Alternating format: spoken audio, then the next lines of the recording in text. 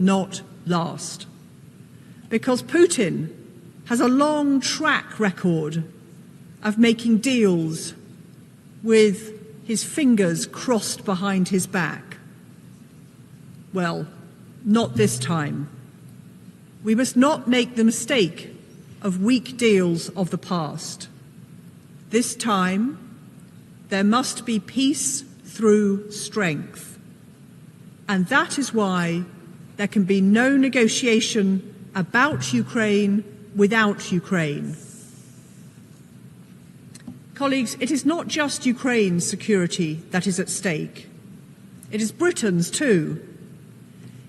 But it is the security of all of us, every single member state who does not want to see tanks driving over their border, killing their people, stealing their children, and redrawing their borders on a whim. Today, 93 countries again stood with Ukraine, voting to reaffirm our respect for Ukraine's sovereignty and territorial integrity, and for the UN Charter. We all want an end to this war. No country more so than Ukraine and its people. As my Prime Minister has said, the UK is ready to play its part to support efforts for peace. And we will continue to support Ukraine to defend itself and to have its voice heard. But let us not forget a simple truth, that Russia could end this war tomorrow by ceasing its aggression and withdrawing its forces from Ukraine. But the Kremlin shows no more sign of that than they have done at any point in the last 3 years. So today, as for the last 3 years and for the future, we stand shoulder to shoulder with Ukraine and with our allies for as long as it takes, until Ukraine wins a peace that respects the UN Charter and delivers a secure future for its people and for all of us. Thank you, President. I thank the distinguished representative of the United Kingdom. I now give the floor to the distinguished representative of Malta.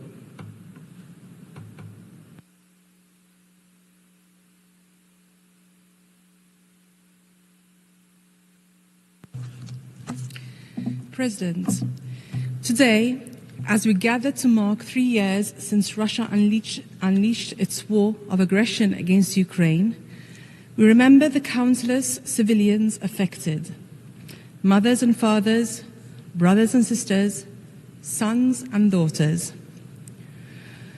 Malta aligns itself with the statement delivered by the European Union. Today's gathering takes place at a very delicate time, with ongoing discussions on how to bring an end to this illegal and unjustified war. Diplomatic solutions, as underlined by the Secretary General, are the only way forward. Any talks must include the participation of Ukraine at all stages of negotiations if they are to lead to a comprehensive, just, and lasting peace, which ultimately safeguards the security interests of Ukraine and its people, in full respect of principles of sovereign equality and territorial integrity of states, as underlined in various UN resolutions. We continue to emphatically denounce Russia's decision to pursue aggression and inflict devastation, whilst commending the bravery, determination, and resilience of Ukraine and its people, who continue to fight for freedom and the territorial integrity of Ukraine. We commend the unbreakable spirit and commitment to sovereignty, freedom, and rule of law. The consequences of this war have been tragic not only for Ukraine, but for global stability and order, putting considerable strain on our international rules-based order, putting in jeopardy international peace and security. Russia's unprovoked aggression against Ukraine has made us witness deliberate attacks against civilians, critical infrastructure, and energy systems, resulting in massive civilian casualties and human suffering. All these actions constitute serious violations of international law and international humanitarian law, for which Russia needs to be held accountable. Malta remains firm in calling on Russia to immediately cease all hostilities and to unconditionally and completely withdraw all its forces and military equipment from the entire territory of Ukraine within its internationally recognized borders. Malta also stands united with those who strive to uphold the universal principles enshrined in the United Nations Charter and to advance the implementation of resolutions adopted by the General Assembly, including today. The sexual and gender-based violence in Ukraine and the forced deportations in Ukraine, notably relating to the transfers of children to Russia, remain a concern. We take this opportunity to call for the immediate cessation of such practices with the safe return of all forcibly displaced individuals. In its documentation of war crimes, arbitrary detentions, as well as forced deportations, we continue to fully support the work of the Independent International Commission of Inquiry on Ukraine. We urge all parties to cooperate with this Commission and with other international mechanisms to ensure the accountability of such violations. President, accountability for all war crimes and crimes against humanity committed during this war of aggression is important not only to prevent impunity, but also to bring justice to the victims.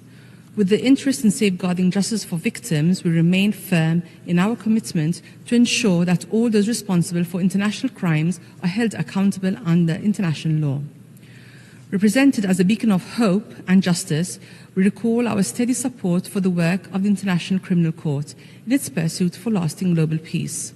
Likewise, we take this occasion to assert our backing for the establishment of a special tribunal with the aim of prosecuting crimes of aggression against Ukraine.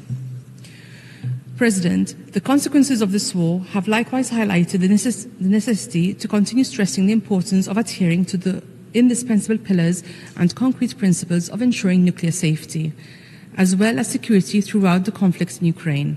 We therefore reiterate our call on Russia to cease its relentless attacks upon Ukraine's critical energy infrastructure and to immediately withdraw all its occupying unauthorized military personnel from the Zaporizhzhia nuclear power plant.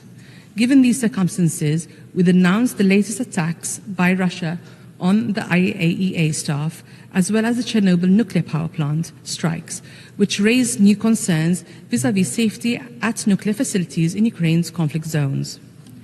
Russia's war of aggression against Ukraine has not prevented countries around the world from providing humanitarian and other assistance to address needs in Ukraine. Malta has been active in providing humanitarian assistance to Ukraine, which we will continue to do so as long as it is necessary. We have also been proud to support humanitarian demining initiatives, which remain crucial to ensure sustainable reconstruction efforts in Ukraine. President, in closing, we believe that a just, lasting and comprehensive peace in Ukraine requires the immediate end of hostilities by Russia, together with the unconditional and full withdrawal of Russian military forces from Ukraine's entire territory in its internationally recognized borders. It is this spirit Malta will continue to support all efforts. I thank you. I thank the distinguished representative of Malta. I now give the floor to the distinguished representative of Albania.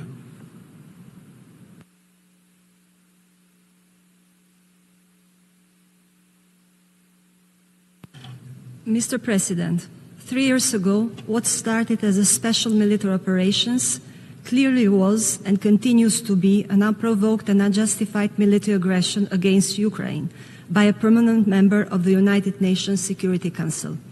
By pursuing an expansionist agenda through force, Russia's war of choice has brought widespread devastation, causing immense civil suffering, massive casualties, and the destruction of Ukraine's essential infrastructure. Mr. President, the full-scale invasion of Ukraine is in clear violation of the United Nations Charter and international law. The General Assembly has repeatedly condemned this aggression. The International Criminal Court has issued arrest warrants. The International Court of Justice has ordered the withdrawal of Russian forces from the Ukrainian territory. The United Nations has put Russian military forces and armed proxy groups in its list of shame over violations of children's rights in its war in Ukraine. In the face of this injustice, the Ukrainian people have demonstrated extraordinary courage, defending their land and their freedom with unwavering resolve. Russia's initial ambitions have faltered, and the strength of Ukrainian spirit has proven far greater than Russia's military might. Colleagues, this aggression has not only devastated Ukraine, but has far-reaching consequences in our continent and beyond. It is our moral and legal obligation to condemn the breach of international law and the disrespect of UN Charter and stand by the people of Ukraine in their resistance to protect their own country. While this senseless war has lasted too long, it is time to put an end to it. We are increasingly optimistic that the recent efforts and engagement of the United States, together with the resolute support of the European Union, will provide the right impetus for achieving a just solution that will bring a durable peace for the region and Europe as a whole. The ultimate outcome of these concentrated efforts to end the war must be a just, sustainable, and comprehensive peace, one that fully upholds Ukraine's sovereignty, independence, and territorial integrity in accordance with the UN Charter, international law, and the resolutions of the General Assembly. Ukraine's future must be defined by its independence, its strength, and its prosperity, free to choose its own path without fear of further aggression. Moreover, we must ensure strong international guarantees that such violations and undermining of international law will never be tolerated. Accountability is not just an afterthought. It must be a central pillar of the peace process. In this context, Albania supports all efforts to achieve realistic and sustainable steps towards peace, a peace grounded in the principles of justice, sovereignty, and accountability. Mr. President, let me conclude by reaffirming Albania's unwavering support for Ukraine. Thank you. I thank the distinguished representative of Albania. I now give the floor to the distinguished representative of Estonia.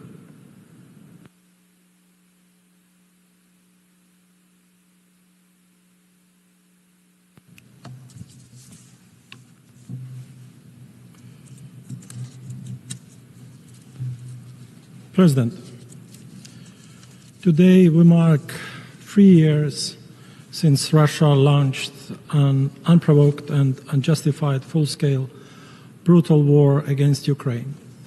This act of aggression is not only a vicious attack against an independent and sovereign Ukraine, but against the international law and the global peace, the UN Charter, global non-proliferation regime.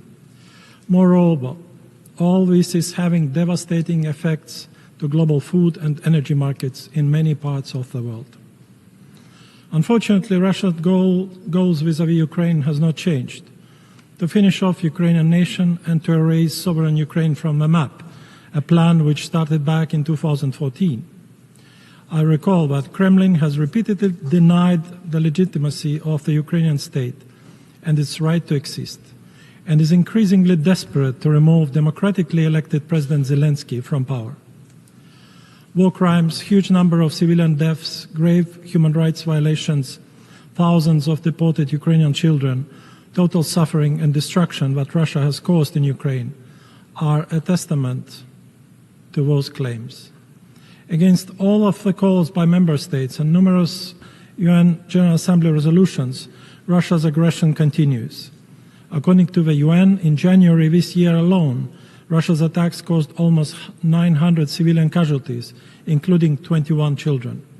Russia has continued shelling schools and hospitals, energy and food infrastructure, and on top of this, in February, struck with a war drone the Chernobyl nuclear power plant, in grave violation of International Atomic Energy Agency 7 indispensable pillars.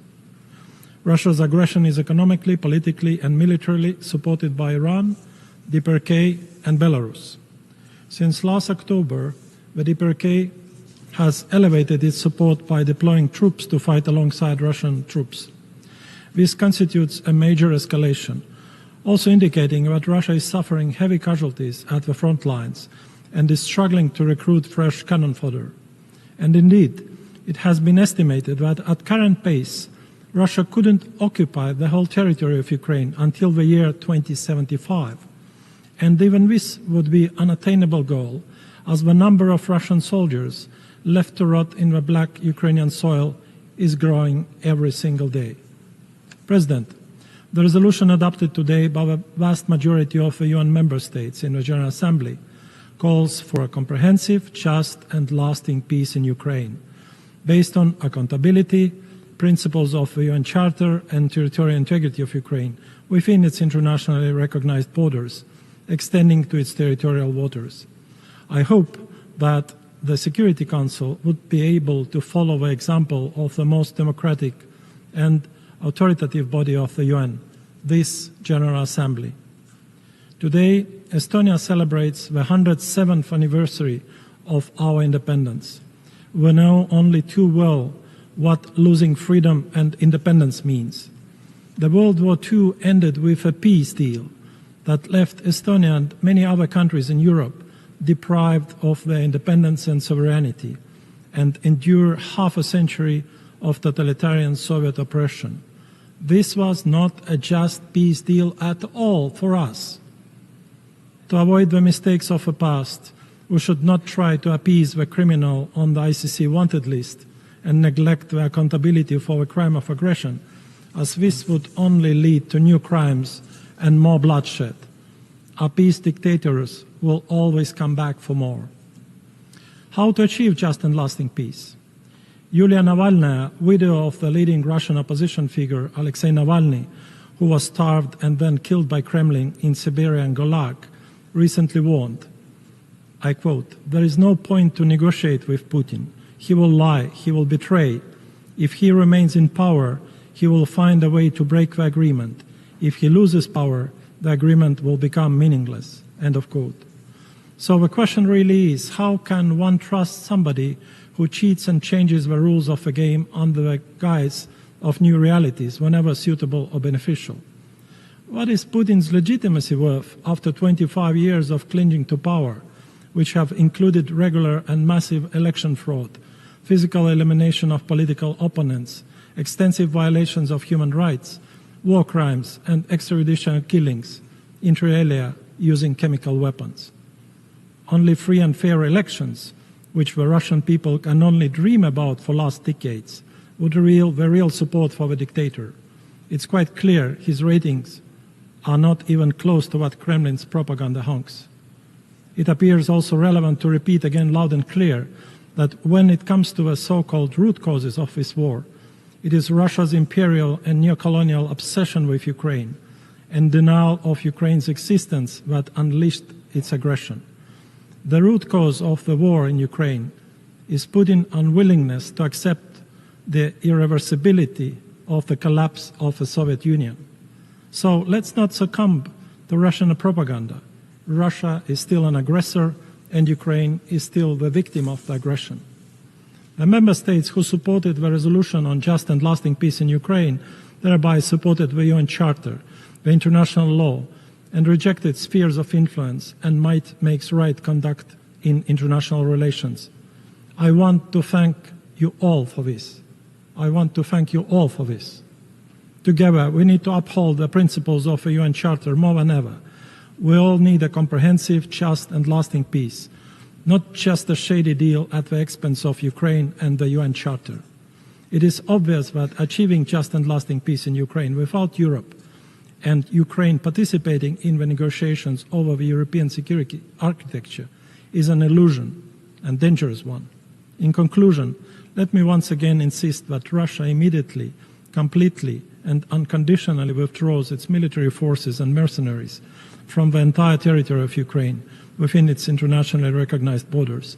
This would be the quickest way to peace. Until then, let me assure that Estonia is determined to continue supporting Ukraine by all means at our disposal.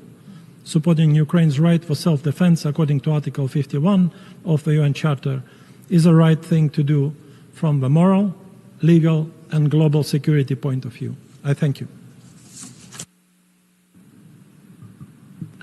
I thank the distinguished representative of Estonia. I now give the floor to the distinguished representative of the Republic of Moldova.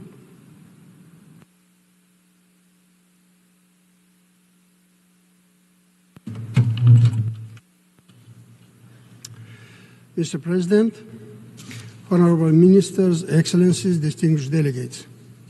It has been 3 years already since Russia's full-scale, relentless war of aggression against Ukraine triggered unimaginable suffering and destruction with far-reaching implications for the international peace and security. We resolutely condemn this brutal war and reaffirm our unwavering support for the sovereignty and territorial integrity of Ukraine within its internationally recognized borders, including its territorial waters. The ongoing conflict continues to devastate civilians' lives and infrastructure, causing large-scale displacement and destruction. According to the data published by UN Human Rights Monitoring Mission in Ukraine, at least 139 civilians were killed and 738 injured in Ukraine in January 2025. This means 39% increase from December 24 and 27% higher than casualties in January 24. Moreover, as per the information released by Office of High Commissioner for Humanitarian Assistance, in 2025, 12.7 million people, representing 36% of the Ukrainian population, require humanitarian assistance. The figures just mentioned are staggering. An act of aggression is persisting on a sovereign country in total disregard of the principles of the United Nations Charter and the international law. We recall the obligation of the states under Article 2 of the United Nations Charter to refrain in their international relations from the threat of use or force against their territorial integrity or political independence of any state. All the attacks on civilians and civilians' infrastructure constitute violations of international law and humanitarian law, and we call on Russian Federation to stop those attacks immediately. Accountability is key for the prevention of atrocities and essential for providing a measure of justice to victims of this war. We reiterate our full support for the work of the United Nations to monitor and report on human rights violations and abuse and to sustain accountability efforts. Furthermore, we support the endeavors by the international community to set up a special tribunal for the crime of aggression against Ukraine. Mr. President, the Republic of Moldova is also greatly impacted by Russia's unprovoked aggression. While Ukraine is resisting a military invasion, my country is on the front line of a hybrid war, which includes inter alia gas blackmail, cyber attacks, sabotage, disinformation, and more. Our airspace has been violated several times by Russia's missiles and missile debris landed on our territory, the most recent incident in this regard being registered on 13th of February. The Republic of Moldova firmly condemns such violations, which represent a breach of our sovereignty and a serious threat to our national security. We are committed to further countering these risks in a systematic, legal, and peaceful manner. Excellencies, distinguished delegates, the Republic of Moldova is proud to be one of the co-sponsors of the draft resolution adopted today by this esteemed Assembly on advancing peace in Ukraine. This document establishes essential guidelines for achieving a comprehensive, just, and lasting peace in Ukraine. We remain steadfast in our commitment to upholding the principles of international law and ensuring respect for Ukraine's sovereignty and territorial integrity. The resolution rightly underscores the necessity of fully implementing the relevant General Assembly resolution adopted in response to the aggression against Ukraine. In particular, we reiterate the urgent demand for Russian Federation to immediately, completely and unconditionally withdraw all its military forces from the territory of Ukraine within the internationally recognized borders, a fundamental prerequisite for lasting and sustainable resolution of this war. We urge the international community to remain resolute in the face of Russia's unprovoked aggression and to support the efforts towards a comprehensive, sustainable and lasting peace. Only a just resolution, one that ensures accountability and prevents future aggression, can bring justice to victims of this war and lay the foundation for long-term security in the region.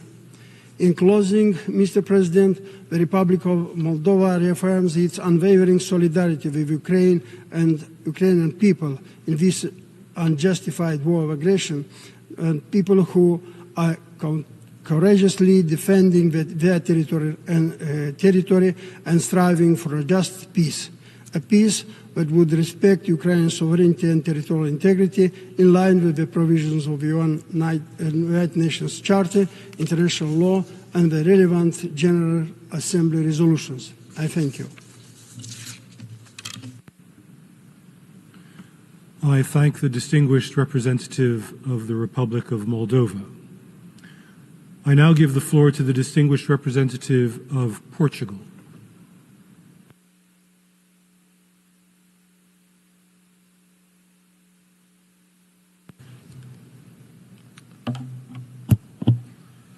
Mr. President, Portugal stands here today with Ukraine. We align with the EU statement and we are very pleased with the adoption of the resolution on advancing a comprehensive, just and lasting peace in Ukraine, which highlights the commitment of this General Assembly to the UN Charter and to international law. We have also supported the adoption of the resolution on the path to peace as amended. We all want peace. Portugal is unarguably in favor of peace, just not any peace. Mr. President, 80 years ago, representatives of the international community took upon themselves the duty to work together to maintain international peace and security and to prevent future generations from experiencing war. They did so by writing a legally binding document that has shaped our common history for the last 8 decades and has established a rules-based multilateral order with the United Nations at its core. We are looking forward to commemorating these major mankind's achievements throughout this year.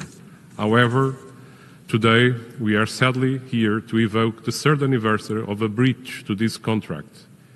Indeed, 3 years ago, Russia, a permanent member of the Security Council, has violated its provisions by starting a war in Europe that has caused the suffering of thousands of people and has unleashed a worldwide political and economic turmoil. With the adoption of today's resolution, we once again condemn such violation of the territorial integrity of a sovereign country and, above all, call for a comprehensive, just and lasting peace in Ukraine, in full compliance of the UN Charter, international law, and this Assembly's resolution. We supported this resolution in line with Portugal's unwavering support for international law and for the principles of sovereignty and territorial independence, sovereignty and territorial integrity without ambiguities and in all geographies, in Europe, but also in Africa and in the Middle East, while also reaffirming our joint commitment to the protection of civilians from the atrocities of war.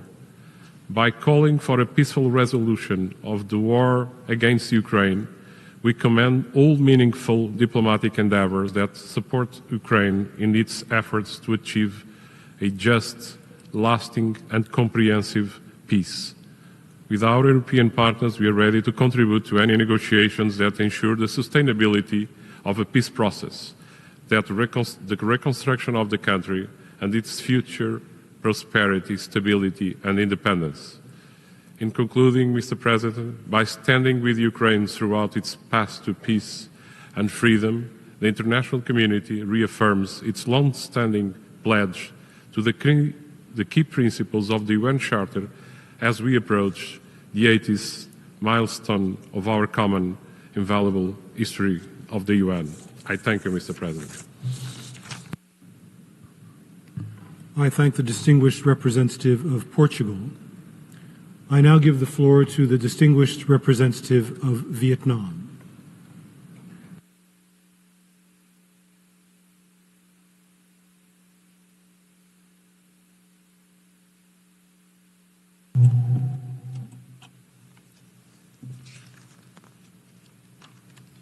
Mr. President, 3 years ago, at this very podium, my delegation affirmed that once they erupt, wars and conflicts only inflict immense suffering to human beings and grave consequences for many others.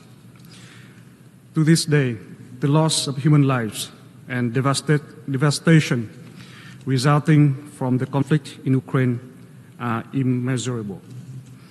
The negative impacts and destabilizing effects extend beyond those directly involved, casting broader regional and global implications. Vietnam follows closely the situation in Ukraine and the far-reaching impacts of the conflict with a heavy heart. Having borne the heavy toll of wars, our nation deeply understands the scars of conflicts and the value of peace. Vietnam continues to call for an immediate end to violence, hostilities, and any actions that fuel further escalation. Our priority is safeguarding the security of civilians, protecting critical civilian infrastructure, and addressing the urgent humanitarian needs of those affected by the conflict. Vietnam's consistent stance from day one of the conflict and even beyond its breakout has remained that all disputes must be resolved through peaceful means, and the fundamental principles of international law and the UN Charter must be upheld. These include respecting the independence, sovereignty, and territorial integrity of states, and refraining from the threat of use of force. We regret that many opportunities for peace have been missed in the past 3 years. This conflict needs to come to an end. The human suffering must end. Today marks a critical juncture for us to work together and contribute to peace in Ukraine. It is all the more crucial for the UN membership to promote actions that foster consensus, inclusivity, and with the active participation and concurrence of all directly involved parties, instead of division and confrontation. This will pave the way for a lasting, comprehensive, and acceptable solution to all to resolve this conflict. And such a solution can only be achieved through peaceful means in adherence to international law and the UN Charter, and taking into account the legitimate interest and the role of all parties concerned for the stability and security of the region and the world. Vietnam commends and supports all constructive initiatives, including of the UN, in this direction.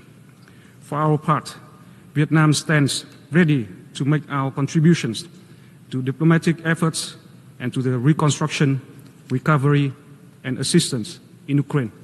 I thank you, Mr. President. I thank the distinguished representative of Vietnam. I now give the floor to the distinguished representative of Italy.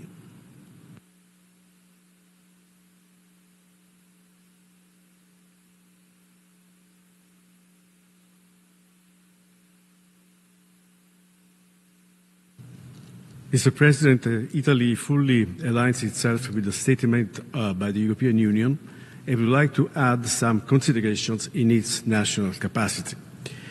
On the third tragic anniversary of Russia's full-scale invasion of Ukraine, we stand together with the Ukrainian people to reaffirm our unwavering commitment to our shared values and the UN Charter.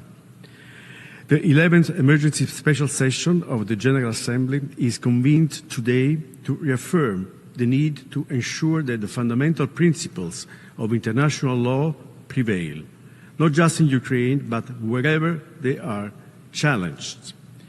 Italy remains committed to a comprehensive, just and lasting peace based on the sovereignty, independence, unity and territorial integrity of Ukraine. We firmly believe that the full implementation of these principles is not only in the interest of Ukraine and Europe, but also of the entire UN membership, since they are the foundations that hold the international community together. We are not at war with Russia, but we defend Ukraine's right to be an independent state. We must work together to restore peace in Europe. We need diplomacy. There is no military solution to this conflict, but only diplomatic, to be achieved through negotiations. And we appreciate the US diplomatic initiative aimed at bringing Russia to the negotiating table. For that reason, we decided to support both resolutions, advanced a comprehensive, just and lasting peace in Ukraine, and the path to peace as amended. At the same time, we believe that only the full involvement of Ukraine and Europe in these negotiations can guarantee a lasting peace in line with the Charter of the United Nations. I thank you. I thank the distinguished representative of Italy. I now give the floor to the distinguished representative of Luxembourg.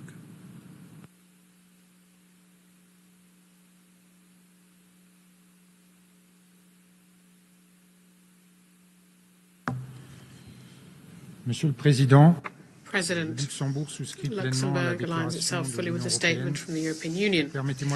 Allow me to add a few considerations in our national capacity. 3 years ago to the day, Russia launched a large-scale war of aggression against its neighbour, Ukraine, a sovereign member state of our organization. While we meet here today, Russian forces are continuing their attacks.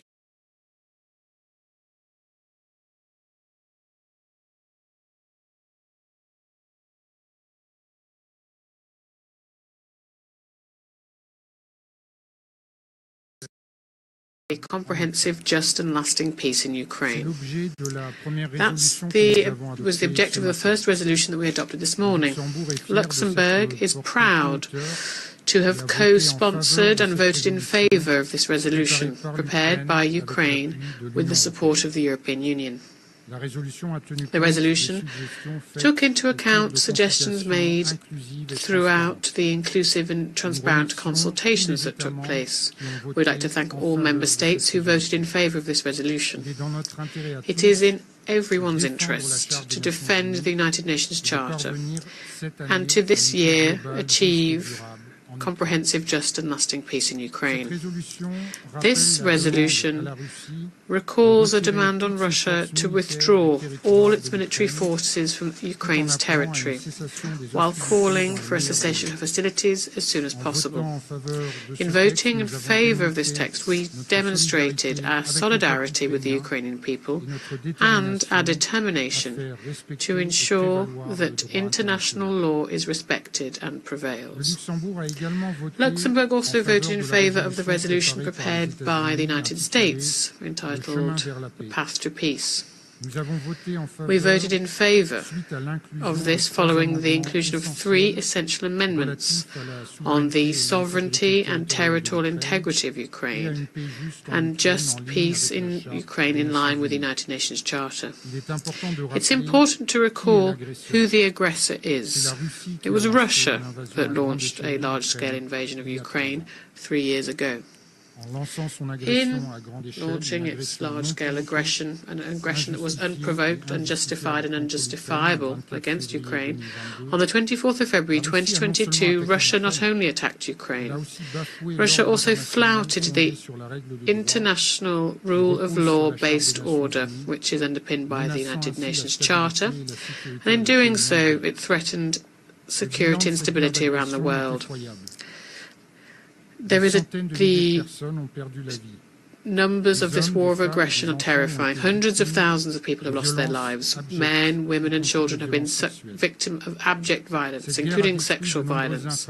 This war has destroyed infrastructure, education infrastructure, health infrastructure and energy too. It has also left deep-rooted psychological scars on the Ukrainian people. Ukraine today has the most mines in the world. A third of its territory is covered with mines and unexploded ordnance. The situation is a major challenge for long-term security and reconstruction of the country. That's why our support to Ukraine includes humanitarian demining. The resolution submitted by Ukraine that we adopted this morning also underscores the need to ensure that the perpetrators of the gravest crimes under international law that have been committed on Ukrainian territory be brought to justice, and that justice be served for the victims, also to prevent future crimes. In this context, Luxembourg welcomes the role played by the International Criminal Court, which has already issued several arrest warrants. As the ICC cannot try the crime of aggression in this particular case, we support the creation of a special tribunal for crime of aggression against Ukraine. President's efforts to put an end to the war via diplomacy and dialogue are welcome, inasmuch as these efforts are also underpinned by the principles of the United Nations Charter. Peace in Ukraine will only last if it is a just peace, backed up by solid and reliable security guarantees. Peace in Ukraine and Europe's security are indissociable. Peace in Ukraine will only last if Ukraine and the European Union are fully involved in negotiations. Nothing about Ukraine without Ukraine. Nothing about Europe without Europe. In its brave fight to defend its freedom and universal values, Ukraine can continue to count on the full support and solidarity of Luxembourg. Luxembourg will continue to resolutely support the independence, unity, sovereignty and territorial integrity of Ukraine within its internationally recognized borders. Thank you very much. I thank the distinguished representative of Luxembourg. I now give the floor to the distinguished representative of Slovenia.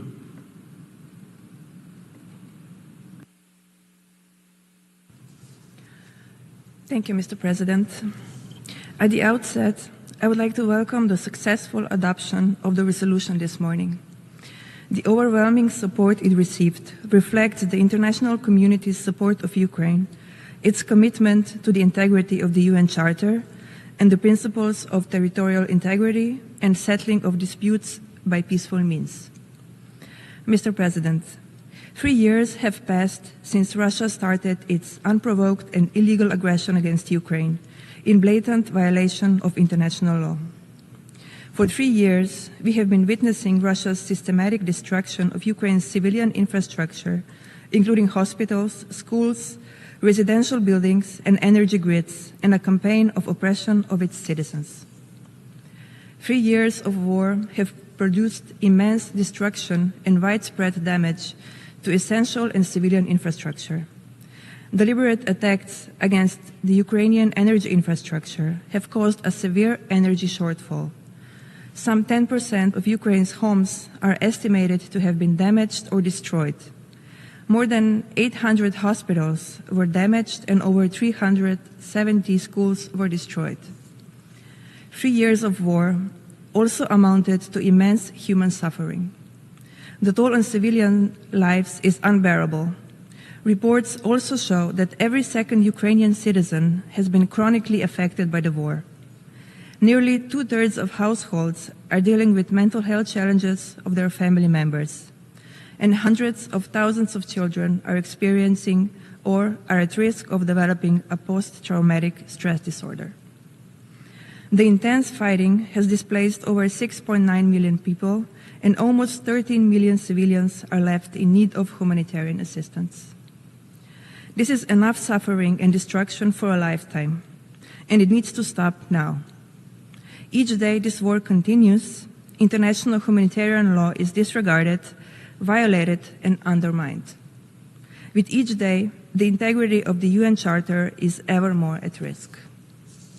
Mr. President, we all want to see peace in Ukraine as soon as possible, but it matters greatly how the peace process ends. Russian aggression must stop. Ceasefire must be achieved and sufficient security guarantees for Ukraine ensured. Negotiations for just and lasting peace must be held with Ukraine and the European Union at the negotiating table. Any peace talks must be anchored in the principles that we have agreed to in the UN Charter, including the respect for sovereignty and territorial integrity of its member states. Slovenia is ready to support the endeavors to reach a just and lasting peace in line with the UN Charter, which will aim to rebuild trust and bring about lasting peace and stability in Eastern Europe. A just and lasting peace also calls for accountability. Slovenia will therefore, in the General Assembly and elsewhere, continue to scrutinize the implementation of international law, particularly international humanitarian law and human rights law. We will continue to call for accountability for international crimes, including war crimes and crimes against humanity. Mr. President, lasting peace is not just the absence of war, but also the presence of justice, accountability, and the unwavering respect for international law. Slovenia stands ready to support such efforts to end the war in Ukraine, bringing a long overdue peace to the Ukrainian people. I thank you. I thank the distinguished representative of Slovenia. I now give the floor to the distinguished representative of Liechtenstein.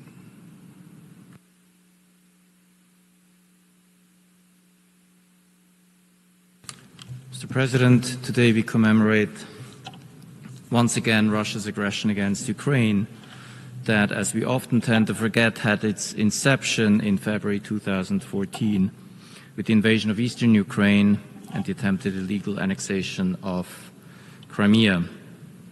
On this very day, 3 years ago, Russia launched its full-scale invasion against its neighbor in blatant violation of the UN Charter, causing immense suffering for the people of Ukraine, but also impacting the entire world. The drone attack against the Chernobyl nuclear power plant 2 weeks ago and Russia's deployment of troops from the DPRK are just recent examples that demonstrate clearly the regional and global ramifications of this illegal war waged by Russia, and that it must be of continuous concern to all of us committed to the UN Charter and the international rule of law. In retrospect, it is clear that our response to the aggression of 2014 was insufficient. GA Resolution 68-262 lacked the necessary clarity and determination to unequivocally condemn the aggression by the Russian Federation and even failed to identify it as such. This limited response, far from preventing subsequent acts of aggression, has de facto been a contributing factor to Russia's full-scale invasion 3 years ago. We must acknowledge the shortcomings of our collective action and recognize the need to respond to future cases with greater resolve from the outset. It is our collective responsibility to uphold the purposes and principles of the UN Charter. Mr. President, the resolutions adopted by this Assembly in the framework of the 11th Emergency Special Session since 2022 demonstrate a more robust and principled approach. By adopting 2 resolutions today on advancing a comprehensive, just and lasting peace in Ukraine and on the path to peace with the strong majority of the membership of this organization, this Assembly has again demonstrated its ability to play its role in matters of peace and security and reiterated the relevant parameters for a just and lasting peace in Ukraine. The implementation of these resolutions is key, especially to bring an end to the continuous fighting that has caused immense suffering to the civilian population, to ensure accountability for the crimes committed under international law, including the crime of aggression, and to bring justice for all victims and survivors. Meaningful initiatives for a comprehensive, just, and lasting peace in Ukraine must be based on the UN Charter, in particular the principles of sovereignty, independence, and territorial integrity, international law, and relevant GA resolutions. They need to include all relevant parties, and especially Ukraine, the victim state of aggression, who indeed has signaled its willingness to engage in peace talks, as well as those involved in the execution of a peace agreement, one that not only brings just and lasting peace to Ukraine, but also security to the entire region. I thank you.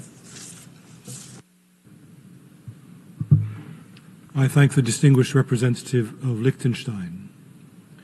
I now give the floor to the distinguished representative of the Bolivarian Republic of Venezuela.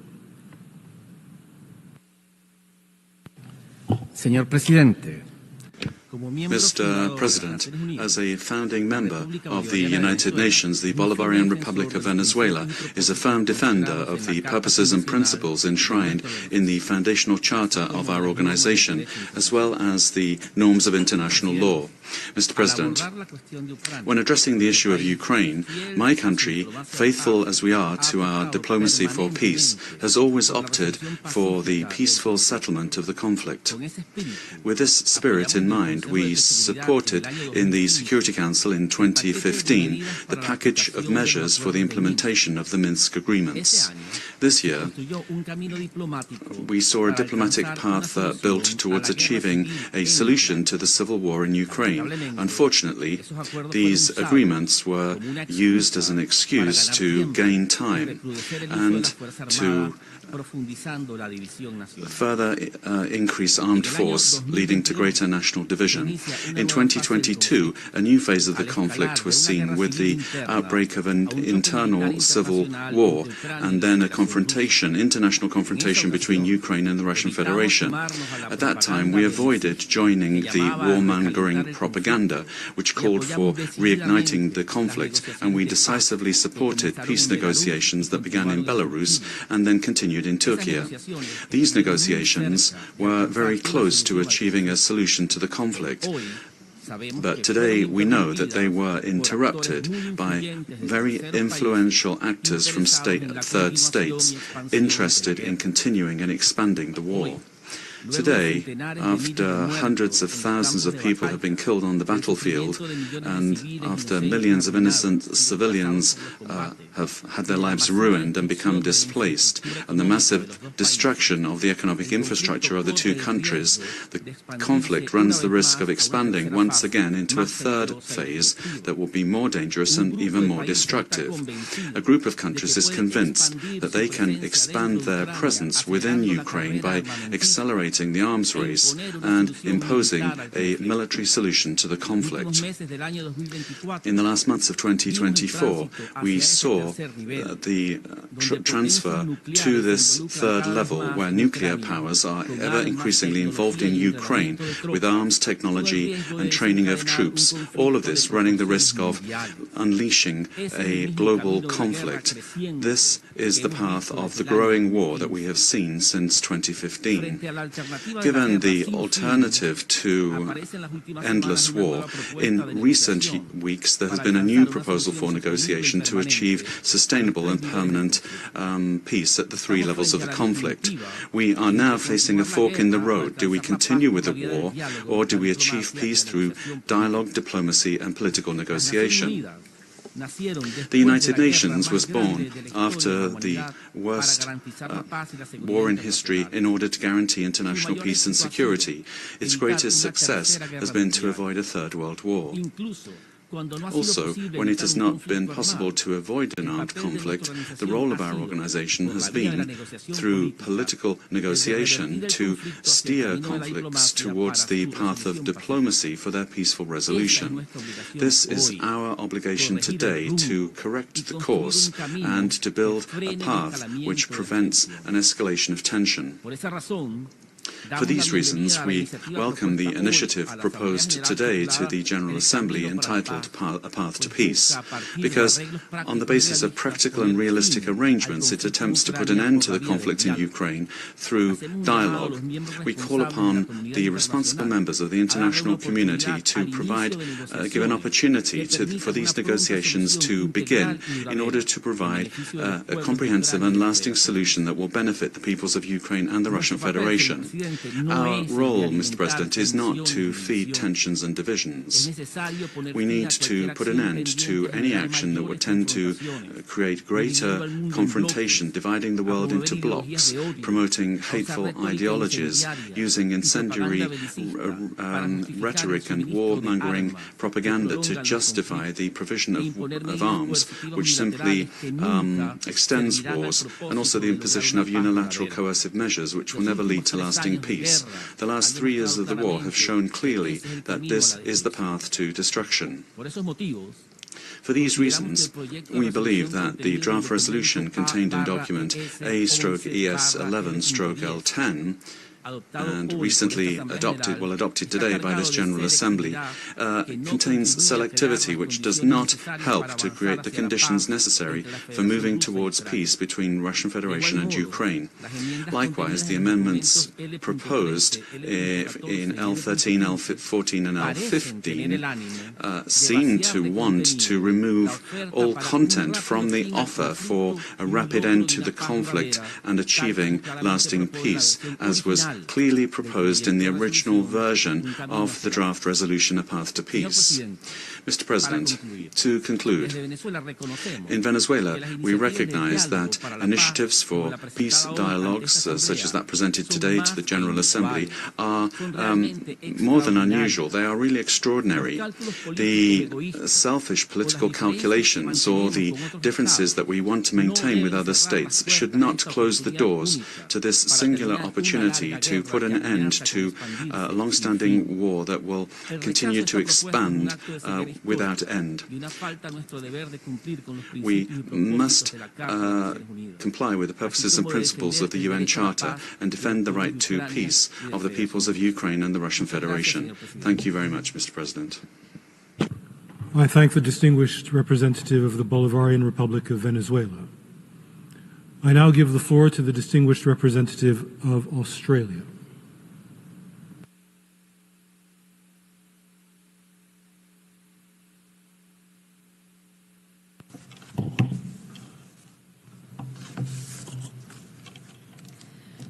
Thank you, Mr. President. For 3 years, Australia has stood with Ukraine as it bravely defends itself from Russia's illegal and immoral full-scale invasion in flagrant violation of the UN Charter. As a permanent member of the UN Security Council, Russia has an obligation to uphold international peace and security, yet it has chosen to target the sovereignty and territorial integrity of its peaceful neighbour. Russia's actions, including its destruction of Ukraine's agricultural land and export infrastructure, cause harm globally, including for countries already facing acute food and energy insecurity, raising the cost of living for people all over the world. Australia believes that all countries are better off in a world where differences and disputes are settled through institutions, agreed rules and norms, and not by power and size alone. The fate of Ukraine is a test for these international rules that have underpinned global peace, stability and prosperity. North Korea's deployment of thousands of troops to aid Russia is a dangerous escalation of the war. Deepening military cooperation between Russia and North Korea is destabilising Europe and threatening the security of Australia's region, the Indo-Pacific. Australia also has deep concerns regarding dual-use goods trade that sustains Russia's military. We urge all countries, including China, to step up efforts to prevent this trade which supports Russia's invasion and defence industrial base. Russia's war has been marked by numerous reports of war crimes and human rights violations. Russia must adhere to its obligations under international humanitarian law, including the protection of civilians, including aid workers, and the treatment of civilian detainees and prisoners of war. Russia must provide full access to the International Committee of the Red Cross to all areas of Ukraine temporarily controlled by Russia including all places of detention. Australia unreservedly condemns Russia's irresponsible nuclear rhetoric and sabre-rattling through its illegal invasion. Despite condemnation from a majority of UN member states in July 2024, Russia's war has increased the risk of a catastrophic nuclear accident. Continued attacks on infrastructure and reckless conduct threatens to compromise nuclear safety, particularly at Ukraine's Zaporizhzhia and Chernobyl nuclear power plants. President, we welcome all meaningful progress towards a just and sustainable peace. A lasting peace should uphold Ukraine's sovereignty and territorial integrity, support security and stability in Europe, and ensure Russia does not renew its aggression. For any peace deal to succeed, negotiations must include Ukraine. Australia is providing meaningful support totalling over $1.5 billion in military, economic, humanitarian and energy support to Ukraine. And we have implemented a comprehensive suite of economic measures to ensure Australia does not fund Russia's aggression. On this sombre milestone, Australia mourns Ukraine's losses and reflects on the bravery and resilience of the Ukrainian people. The international community must come together to advance and achieve a comprehensive, just and lasting peace in Ukraine. Thank you.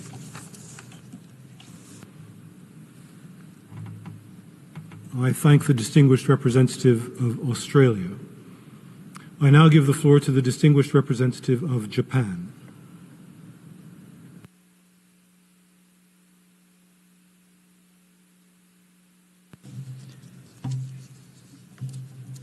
Thank you, Mr. President. It is with great sadness and pain that we are in this emergency special session, marking 3 years since Russia began its unprovoked war of aggression against the sovereign nation of Ukraine. This war, which has caused innumerable tragedies over the past 3 years, should have ended earlier. Japan appreciates all the diplomatic efforts concerning the situation in Ukraine and once again emphasizes the importance of solidarity on our side in the pursuit for peace in the country. During this period, many innocent civilians have lost their lives and many more have been injured by Russia's ruthless and indiscriminate attacks on critical infrastructure, including hospitals, schools, and power plants. The effects of Russia's aggression also have global repercussions in such far-reaching areas as food security, energy, finance, the environment, and nuclear security and safety. Japan reaffirms its respect and solidarity with the people of Ukraine, who have demonstrated remarkable resilience in defending their country and its future over the past 3 years. Mr. President, in a world of diverse views and positions, the UN Charter serves as a foundation of all international relations and a common agreement that member states must faithfully observe. Russia's aggression against Ukraine is, however, a clear and blatant violation of international law, including the UN Charter, as this General Assembly has repeatedly stated, and an act that fundamentally undermines the foundation. If such violations were tolerated, it would set a dangerous precedent, returning us to a jungle dominated by brute force and coercion. For this very reason, it is imperative we stand side by side with the people of Ukraine. Japan condemns in its strongest terms Russia's aggression against Ukraine and strongly demands that Russia cease its aggression immediately and listen to the voice of the international community. In this regard, we appreciate the various diplomatic efforts which are currently ongoing, including those of the United States, and hope that those efforts lead a breakthrough in the situation. Mr. President, Japan also strongly condemns the engagement of North Korea's troops in combat against Ukraine, which also constitutes a clear violation of international law, including the UN Charter. This unlawful, unjustified, and unacceptable military cooperation between Russia and the DPRK has expanded the scope of the conflict beyond the region and undermines global peace and security.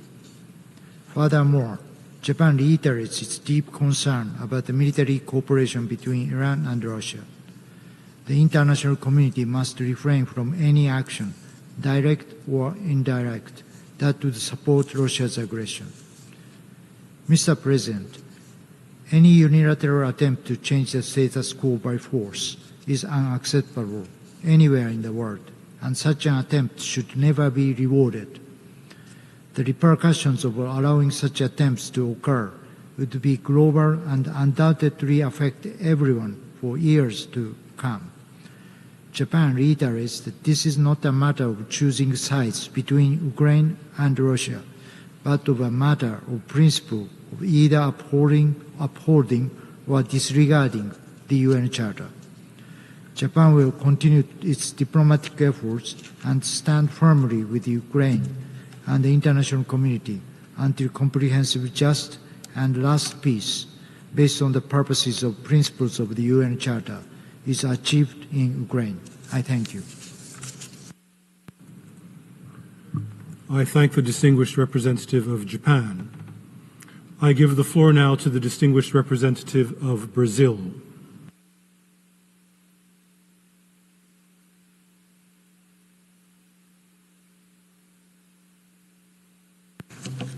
Mr. President, ever since the beginning of the conflict, Brazil has insisted on the need for de-escalation and the importance of finding a peaceful resolution to the war through dialogue and diplomacy.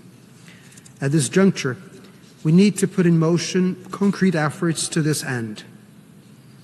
It is high time we move beyond restating well-known positions and actually work towards dialogue and building bridges. Divisiveness leads us nowhere, and there is no more time to spare. It is time to put an end to this conflict, which has cost so many lives and caused extensive destruction. Moving forward, it is crucial that all relevant parties be present at the negotiating table. The actors involved need to find a middle ground that is acceptable to all sides. This is the only way we can attain a comprehensive, lasting, and sustainable peace. This conflict has had global repercussions, affecting peace and security in other regions of the world. For this reason, we believe that developing countries have relevant contributions to offer. Dealing with such situations, as we have always done, has shown no results. It is time to listen to the voice of the Global South. We have been working with our partners in the Group of Friends for Peace to identify ways to contribute to a peaceful settlement of the conflict, bringing both parties to the table, addressing the root causes of the conflict, and providing security guarantees to both Russia and Ukraine is the way forward. We will continue to promote peace, security, and prosperity for Europe and the entire international community. It is our belief that the peaceful resolution to the war in Ukraine may represent an important step towards reinvigorating multilateralism and strengthening a multipolar order that benefits all. I thank you. I thank the distinguished representative of Brazil. I now give the floor to the distinguished representative of the Democratic People's Republic of Korea.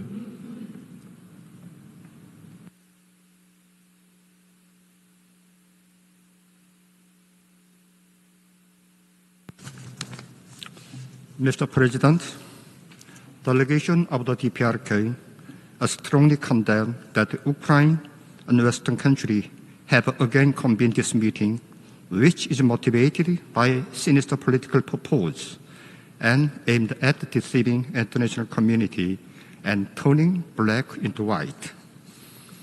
It is widely known that the Ukrainian crisis was caused by Western forces, which have systematically denied legitimate security interests of the Russian Federation and recklessly pursued NATO's advance toward the East and the ambitions of the sustaining hegemonic world order.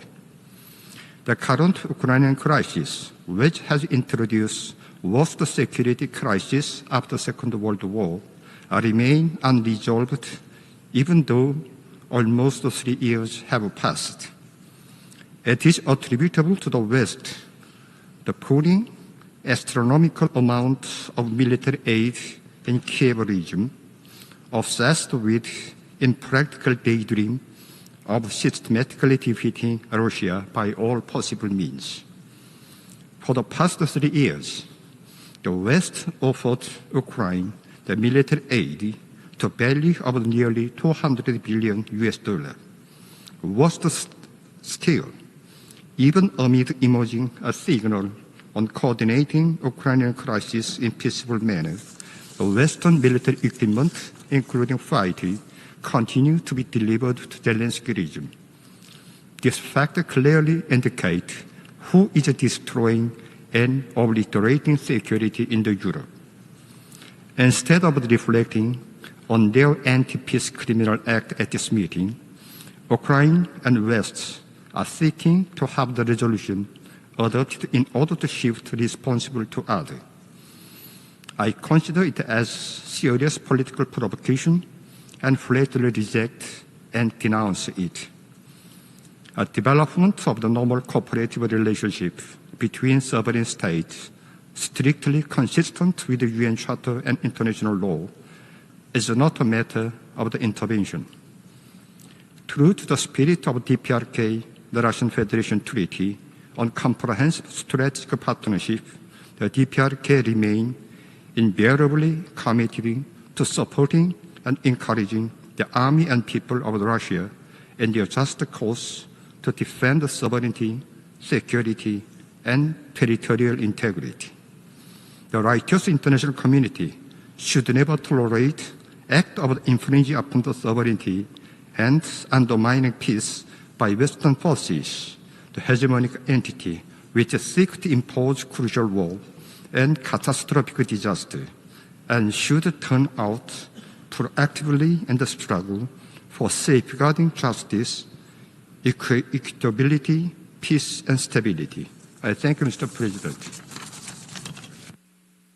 I thank the distinguished representative of the Democratic People's Republic of Korea. I now give the floor to the distinguished representative of Montenegro. Thank you, Mr. President. Excellencies, dear colleagues. We've entered the 4th year of unprecedented and devastating act of aggression, an unprovoked war waged by a nuclear power and a permanent member of the Security Council against a sovereign UN member state. For 3 years, we have witnessed a blatant and continuous violation of the UN Charter and fundamental principles of international law. There is no justification for the violence that has persisted for so long. Montenegro once again strongly condemns Russia's illegal act and the immense suffering it has inflicted on Ukraine, including the killings of civilians, unlawful attack on civilian and energy infrastructure, sexual, gender-based violence, and appalling reports of abductions of children. There can be no impunity for war crimes and other most serious crimes. Ensure accountability is of the utmost importance for achieving lasting peace. We are appalled by the findings of the Secretary General's report of children in armed conflict. We call on the Russian Federation to fully comply with international humanitarian law and take immediate measures to protect children, women, and the elderly. Furthermore, we strongly condemn the deployment of DPRK troops in Ukraine, an act that blatantly violates UN Security Council resolutions on disarmament, non-proliferation, and export control. Once again, Montenegro stands firmly supporting Ukraine's independence, sovereignty, and territorial integrity within its internationally recognized borders. We remain committed to a comprehensive, just, and lasting peace in Ukraine, firmly rooted in the UN Charter and acknowledging its importance for the European and global security. This is what people in Ukraine deserve, and it is our collective responsibility to deliver it. Excellencies, dear colleagues, in the end, I would like to pay my utmost respect to the women of Ukraine and their indescribable courage. I would like to pay tribute to the heroic mothers of Ukraine who gave birth to Ukrainian heroes who constantly, without sparing their lives, defending Ukraine from the aggression on the battlefield. I thank you, Mr. President. I thank the distinguished representative of Montenegro. I now give the floor to the distinguished representative of San Marino.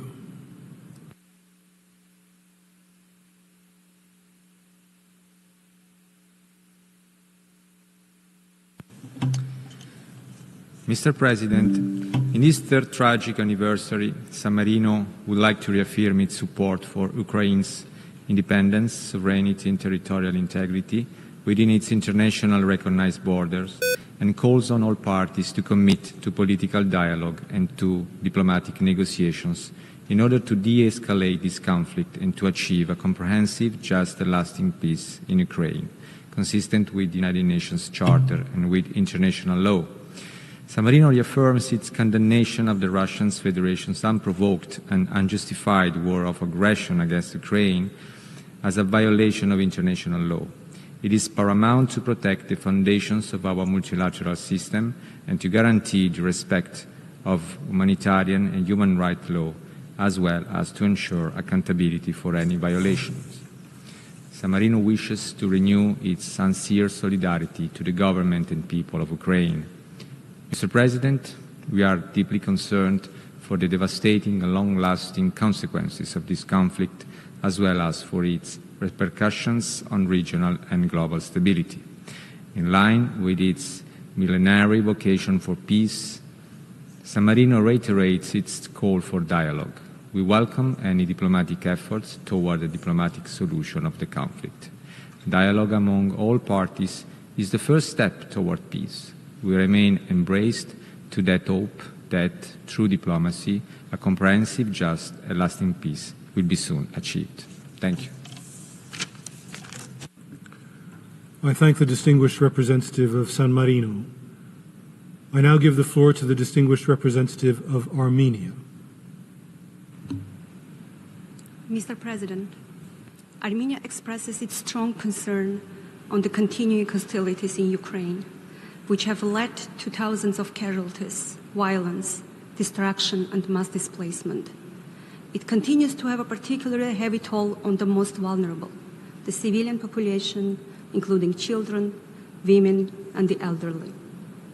Armenia reiterates its principled and long-standing position on the full compliance of all parties to the Geneva Conventions and their additional protocols and international human rights law, with a view to ensure protection of the civilian populations and minimize the impact of the hostilities on the critical infrastructure.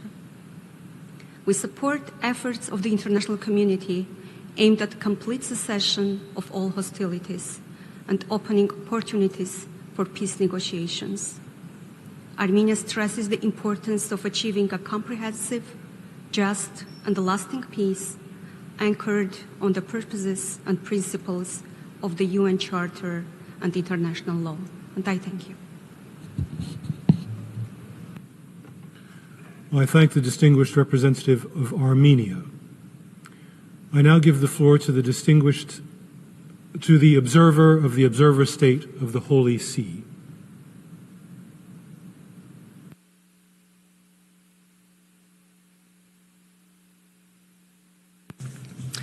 Mr. President, today we mark the third anniversary of the beginning of the Russian aggression against Ukraine.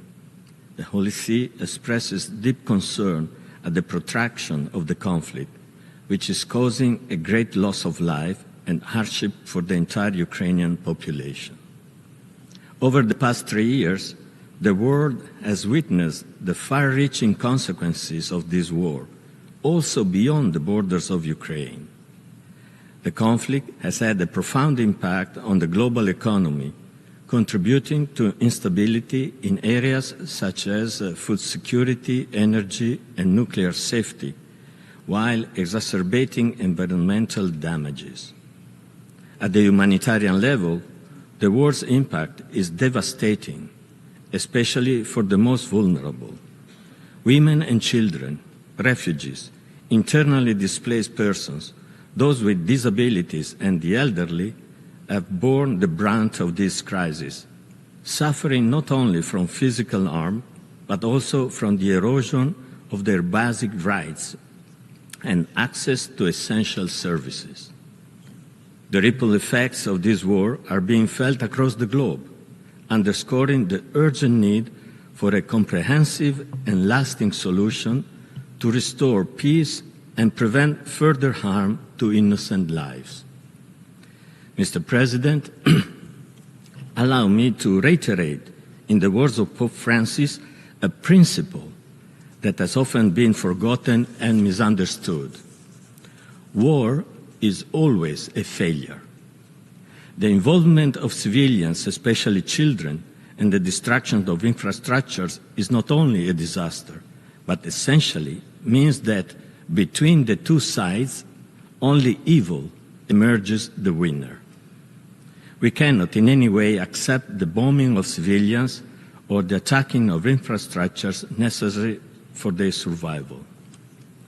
Mr. President, in this Jubilee year, Pope Francis affirms that his wish for 2025 is that the entire international community will work, above all, to end the conflict that has caused so much bloodshed in war-torn Ukraine and has taken an enormous toll of lives, including those of many civilians.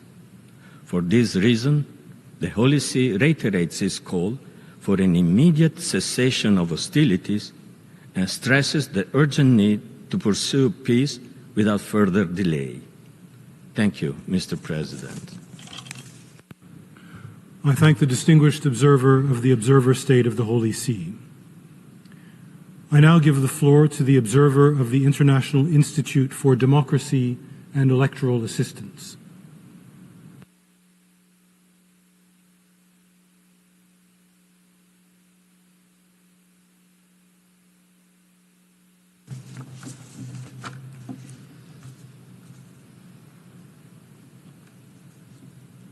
Mr. President, Excellencies, international idea reaffirms our unwavering commitment to democracy, sovereignty, and the right of all people to determine their future through free and fair elections.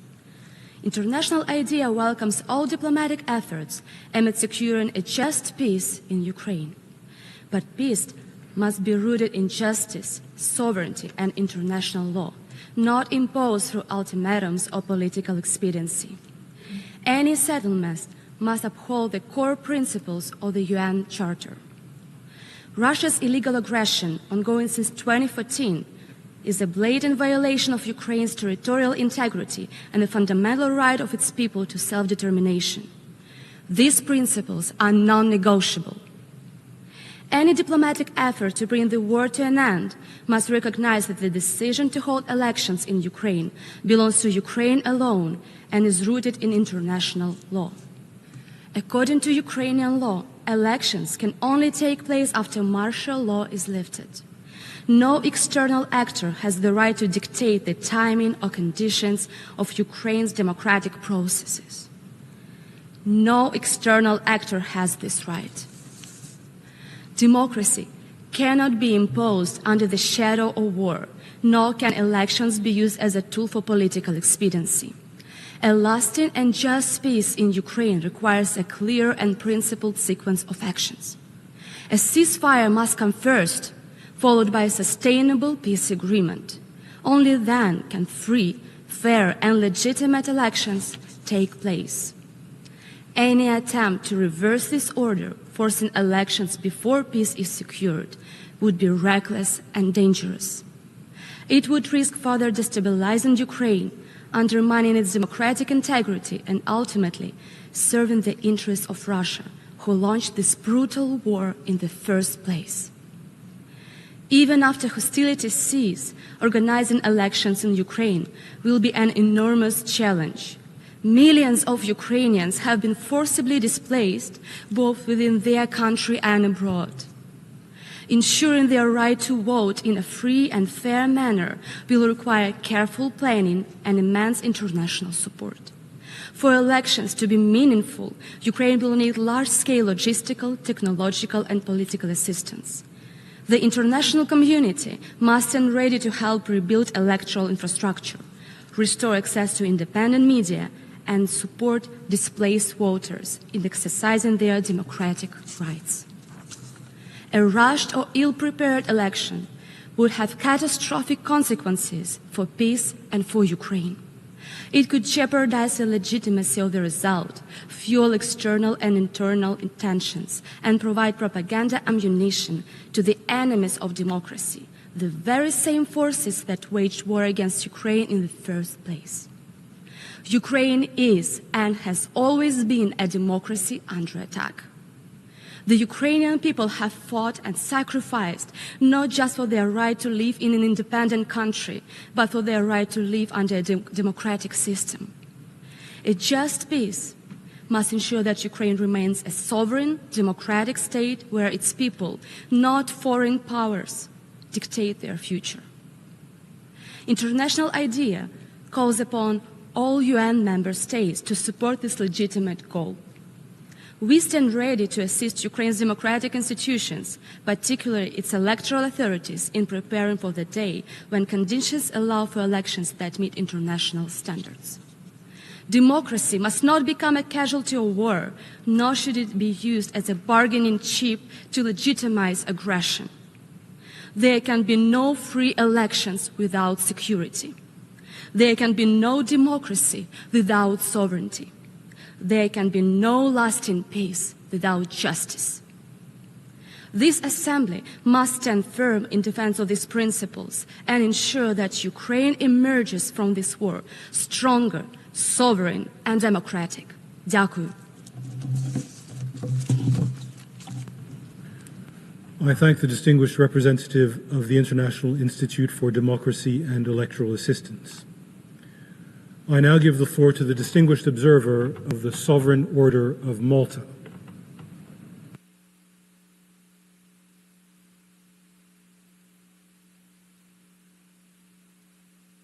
Thank you, Mr. President. Excellencies, distinguished colleagues. For 3 years, we've borne witness to the immense suffering inflicted upon the Ukrainian people, an anguish so profound that words struggle to convey its full measure. The sheer scale of loss is staggering. Lives senselessly cut short, families torn apart, generations left to bear the weight of a deep psychological and physical scar. The Sovereign Order of Malta is one of the few entities here today that has both shared and observed the suffering and pain of the Ukrainian people in their homeland.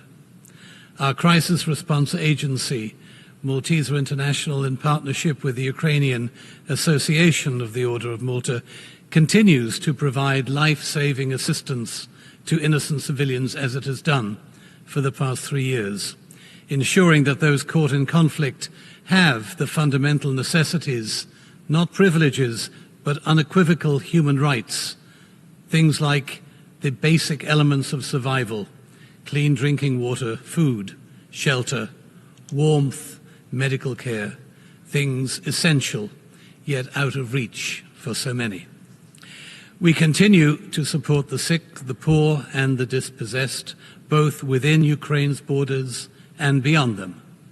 We will continue to assist amputation patients, ensuring they receive not only limbs but comprehensive rehabilitation, physiotherapy, and psychological care.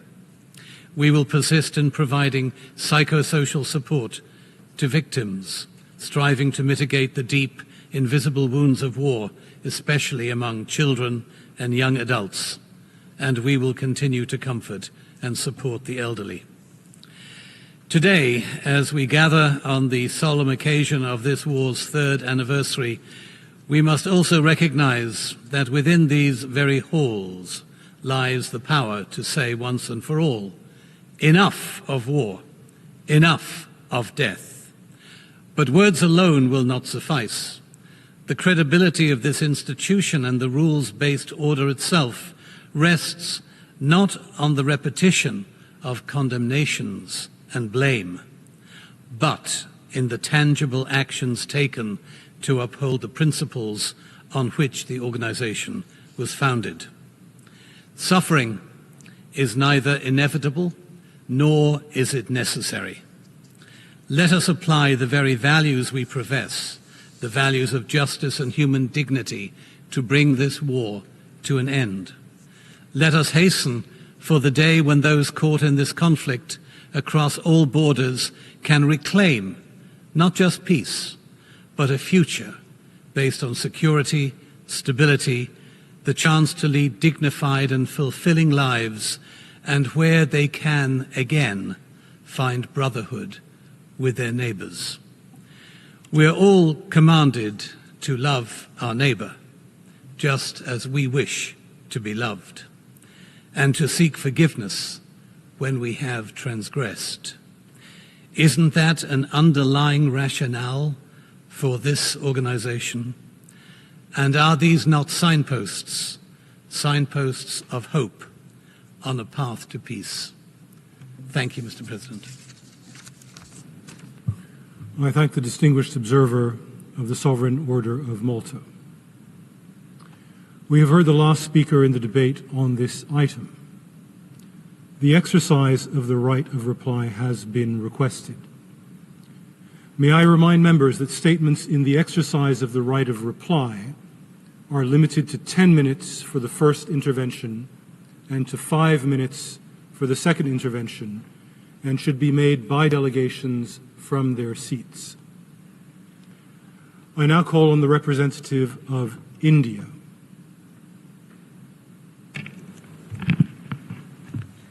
Mr. President, I am taking the floor to express our disgust and utter disappointment at yet another attempt by Pakistan to divert this assembly from its agenda in this 11th emergency special session. The Union Territory of Jammu and Kashmir is and will remain an integral part of India. Pakistani rhetoric can't alter this reality. Everyone can see through these cynical attempts by Pakistan to misuse this august forum for its propaganda. I thank you, Mr. President.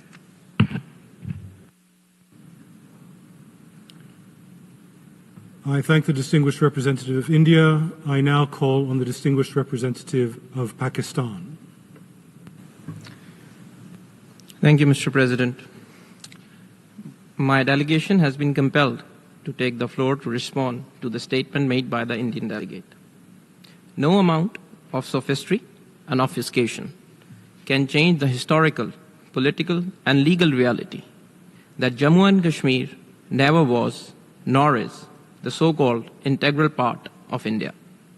The fact remains that the Jammu and Kashmir is an internationally recognized disputed territory. One just needs to consult the UN official maps to establish this fact. India is in its forcible occupation of parts of Jammu and Kashmir, in contravention and blatant violation of multiple resolutions of the UN Security Council, which reaffirms that the final disposition of Jammu and Kashmir will be decided by its people through a UN-supervised plebiscite in line with the UN Charter's principle of the right of self-determination of the Kashmiri people. I thank you, Mr. President. I thank the distinguished representative of India. I now call on the distinguished representative of the Democratic People's Republic of Korea. Thank you, Mr. President.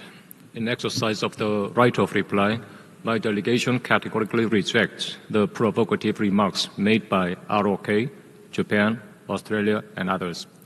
The groundless and reckless accusation is aimed at tarnishing the image of a dignified UN member state and distorting the essence of the normal cooperative relationship between the DPRK and the Russian Federation. As of now, the Ukrainian crisis is prolonged, and the security situation in Europe is destabilized. It is totally attributable to the wrong practice of the West, persisting in their hegemony-oriented and adventuristic military policy, obsessed with the pipe dream of strategically defeating Russia.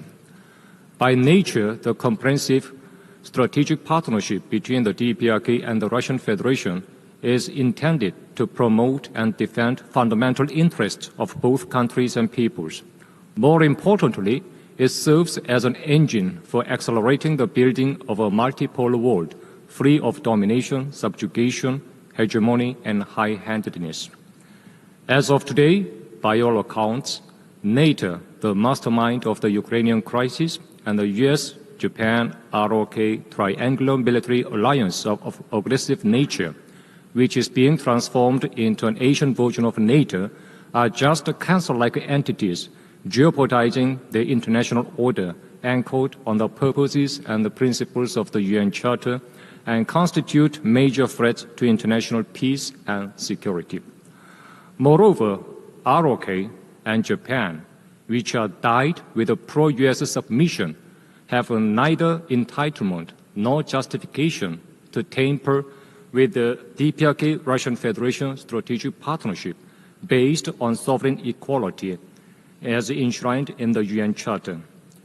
DPRK will put no restriction on safeguarding and exercising the inherent legitimate right of a sovereign state and will continue to make major efforts to preserve regional and global peace and security. The dogs bark, but the caravan moves on. I thank you, Mr. President. I thank the distinguished representative of the Democratic People's Republic of Korea, and I now call on the distinguished representative of the Islamic Republic of Iran.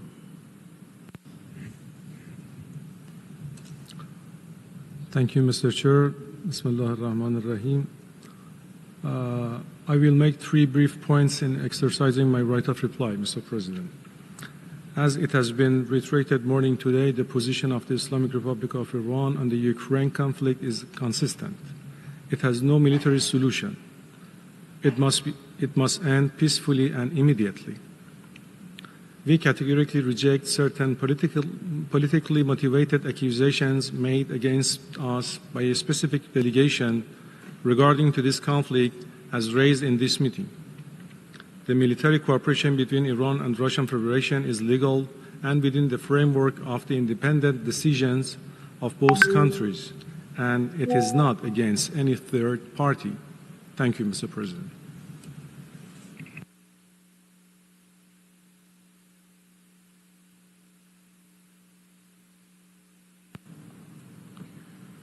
I thank the distinguished representative of the Islamic Republic of Iran. I now give the floor to the distinguished representative of the Republic of Korea. Thank you, President. Many countries, including South Korea, have confirmed the deployment of North Korean troops to support Russia's military operation. We strongly condemn the illegal military cooperation between Russia and North Korea and demand its immediate cessation. The benefits North Korea received in exchange for its military weapons support will inevitably be used to provoke and threaten us. Such Russia-North Korean cooperation not only poses a severe security threat to the Korean Peninsula, Northeast Asia, and Europe, but also undermines international law and global order, including non-proliferation regime. I reiterate, this illegal cooperation should be stopped immediately. Thank you, President.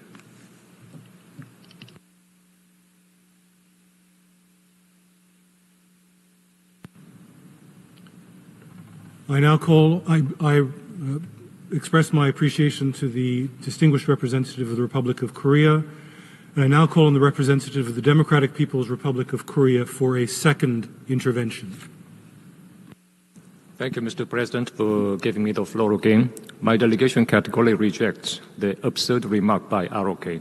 We expect nothing new from ROK, which is hell-bent on animosity and antagonism against the DPRK. It is not surprising that ROK is parroting disinformation, false narratives, and false flags spread by the West in order to shift responsibility for the prolonged Ukrainian crisis. To reiterate, the DPRK Russian Federation strategic partnership fully accords with the UN Charter and international law by nature, and it is totally different from the vertical and aggressive US ROK and US Japan ROK alliances. At this critical juncture, when geopolitical tensions are heightened and regional and international peace and security are perilous owing to the provocative military moves of the ROK, backed by the United States, we know well what to do and are ready to whatever it takes to safeguard justice, regional and international peace and security. I thank you, Mr. President. I thank the distinguished representative of the Democratic People's Republic of Korea. I now call on the distinguished representative of Japan. Thank you, Mr. President. In regards to the North Korea's comment, Japan is not going to repeat our position in detail, but Japan would like to emphasize once again, Japan strongly condemns the engagement of North Korea's troops in combat against Ukraine, which also constitutes a clear violation of international law, including the UN Charter. This unlawful, unjustified, and unacceptable military cooperation between Russia and the DPRK has expanded the scope of the conflict beyond the region and undermines global peace and security. Furthermore, Japan reiterates, so that is our position. Thank you. I thank the distinguished representative of Japan.